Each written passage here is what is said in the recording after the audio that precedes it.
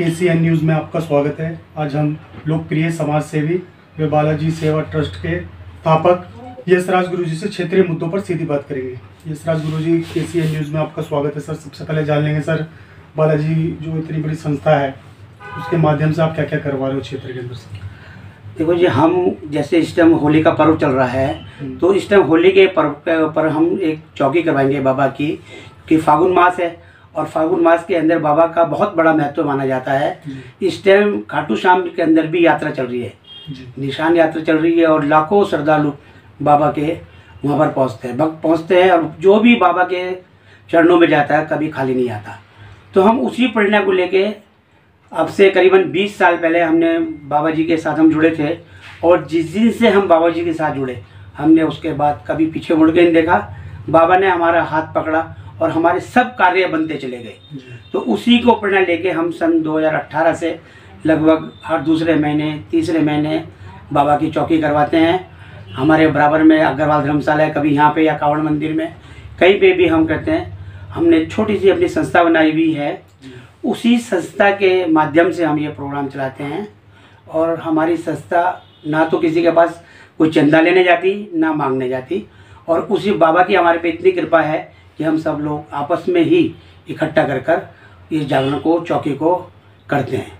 आपसे जान लेंगे गुरुजी, आपके मन में किस तरह कैसे ख्याल आया कि आपने सोचा कि एक संस्था को बनाया जाए और उसके माध्यम से काम किया जाए? सर, मेरे मन में ये आया कि हम बाबा के चरणों में बैठ के एक दिन मुझे ऐसा महसूस दिया कि हम एक संगठन बना सकते हैं और वो संगठन हमने बनाया। इस संगठन का हमने एक फ़ायदा है हमें ये कि कहीं पे भी जैसे एक हिंदू समाज घट रहा था, क्योंकि हिंदू तो सो रहा है, हिंदू को जगाने के लिए एक जागृति जिसकी ज़रूरत थी, उस जागृति के लिए हमने ये एक बीड़ा उठाया और धीरे धीरे जिस टाइम हम चले थे, मैं तो अकेला चला था, कारवा जुड़ता चला गया। उसी ढंग से मेरे साथ पहले मतलब जो है 2-4 लोग जुड़े, फिर 10 जुड़े, फिर 100 जुड़े, फिर 500 जुड़े, जुड़ते जुड़ते काफ़ी लोग जुड़ गए। ये जुड़ने का हमारा मोटिव ये है कि कल को किसी की भी भाई बंद किसी के पास कोई आसानी हो, परेशानी हो, कोई भी किसी का सुख दुख हो, हम सब साथ खड़े हो सकें। इस बार आपने 24 तारीख का प्रोग्राम रखा है सर? 23 तारीख को दिन शनिवार फूलों की होली होगी। फूलों की होली होगी और सुनील फकीर उसका गुणगान करेंगे और बहुत अच्छा प्रोग्राम रहेगा।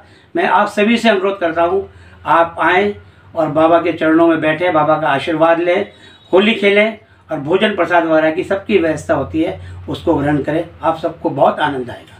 ये जो कार्यक्रम करवा रहे हैं हर साल की भांति होते हैं कि आप हफ्ते में करवा रहे हैं सर? नहीं, हम ये दूसरे या तीसरे महीने करवाते रहते हैं। दूसरे और तीसरे महीने? हाँ, कभी कभी हमने जैसे 4 दिसंबर को मेरा जन्मदिन था तो उस दिन करवाया था। उसके बाद ये अब करवा रहे हैं। अब के बाद हम इसको मतलब जो है 2 या 3 महीने बाद फिर करवाएंगे। कोई मुख्य तौर पे कोई गेस्ट भी आ रहे हैं सर इस प्रोग्राम में? नहीं, गेस्ट तो हमारे बाबा ही मुख्य तौर पे गेस्ट हैं और हम सब उनके बच्चे हैं। हम कभी भी किसी को बाबा से ऊपर नहीं मानते, बाबा ही सबसे बड़े हमारे मेहमान हैं। श्रद्धालु की बात कर ले तो श्रद्धालु कितने लोग आएंगे सर? कम से कम हमारे प्रोग्राम के अंदर 500-700 आदमी होता है। उनकी भोजन की व्यवस्था वगैरह सारी रखी जाती है? हाँ, सबकी व्यवस्था जो है संस्था करती है। संस्था करती है। भोजन नहीं कह सकते उसको, प्रसाद कह सकते हैं, प्रसाद, क्योंकि भोजन तो हम घर में करते हैं। तो वहाँ पे तो बाबा का जो चीज़ बाबा के पास पहुँचगी वो प्रसाद होगी। प्रसाद का जो बहुत मुख्य कारण है कि अगर कहीं पे भी हम जाते हैं, हम किसी दुकानदार के पास जाते हैं तो दुकानदार के पास जाने के बाद हम बोलते हैं कि हमें 51 रुपये की बर्फ़ी दे दो, पेड़ा दे दो, बूंदी दे दो। उसके बाद हम मंदिर गए और मंदिर से और दुकान तक के सफ़र के अंदर वो मतलब बर्फ़ी, पेड़ा या बूंदी प्रसाद बन के लौटता है। उसके बाद उसका स्वाद भी अलग हो जाता है, उसके स्वाद का भी एक जवाब नहीं होता। जब आप उसको जितनी श्रद्धा से खाएंगे उतनी श्रद्धा से उसका स्वाद मिलेगा आपको। ये प्रोग्राम एक दिन का ही है सर? हाँ, एक ही दिन का है। एक दिन का 6 बजे इसको शुरू करेंगे और लगभग 11-12 बजे तक समाप्ति होगी। हाँ जी। इसके अलावा और क्या क्या कर रहे हैं सर आप? पर इसके अलावा भी मतलब जैसे हम यहाँ पर अपने यहाँ भंडारे वगैरह करते रहते हैं, महीने में 1.5 महीने में जब भी बाबा का हुक्म होता है तो हम भंडारा वगैरह भी करते रहते हैं जी। और बाकी संस्थाओं में जैसे कहीं कोई गरीब कन्याओं का या कोई हो, जैसे भी बाबा का हुक्म हो उस हिसाब से करते रहते हैं। गरीब कन्याओं के विवाह की बात कर रहे हैं? हाँ, जैसे गरीब कन्या का विवाह हो तो जो भी हमारा सामर्थ बनता है कहीं पे भी तो उसको भी सहयोग दिया करते हैं। हाँ जी। अभी इतने सर्द गया है सर, उसका कंबल वितरण वगैरह भी करवाया था आपने अपनी संस्था के माध्यम? पहले करवाए थे, अभी तो नहीं करवाया जी। क्योंकि देखो अभी असल में क्योंकि हम कभी किसी के पास लेने नहीं जाते, और कभी भी बाबा ये नहीं कहते कि अपने बजट से बाहर चलो, बिल्कुल, कि सेकी की वजह से कोई भी काम करो और हम उस काम को पूरा ना कर सके। तो हमारे बाबा का उपदेश है कि जितनी चद्दर हो उतना ही पैर पसारो। उसी हिसाब से अगर हम काम करेंगे तो बहुत अच्छा काम करेंगे और आगे तक बढ़ेंगे।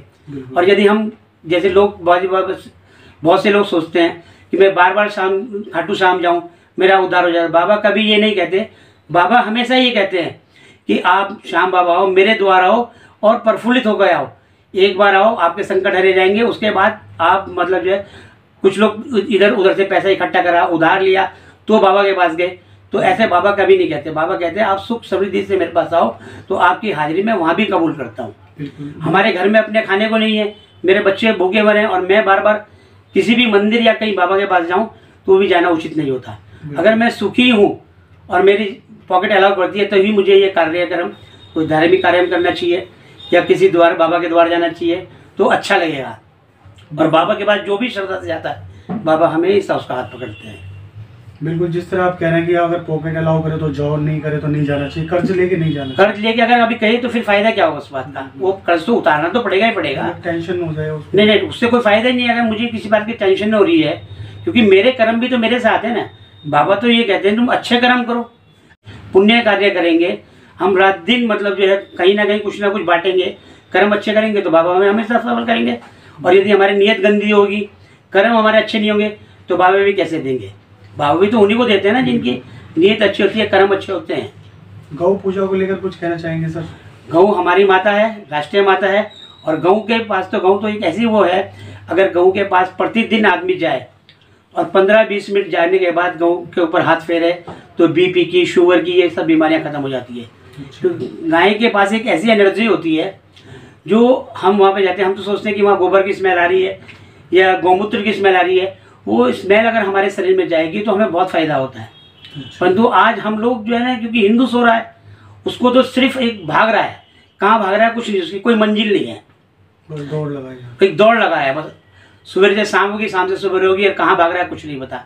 तो आदमी को गौ सेवा करनी चाहिए, सामाजिक होना चाहिए। इस समाज के जो भी उसका मतलब अलाउ करता है उसको करना चाहिए। बिल्कुल, बहुत अच्छी बात बताई कि गौ को अगर स्पर्श करें तो बहुत कुछ बीपी शुगर की वो कंट्रोल होती है।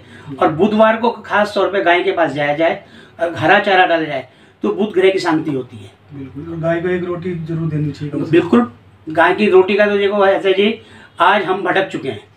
सर्वप्रथम हम जब हमारे यहाँ मेरी माता ने मुझे सिखाया था, उन्हें बताया भी था कि जिस जेठार अग्नि को शांत करने के लिए हम जिस अग्नि में भोजन पकाते हैं उस अग्नि का आज हम भोग नहीं लगाते।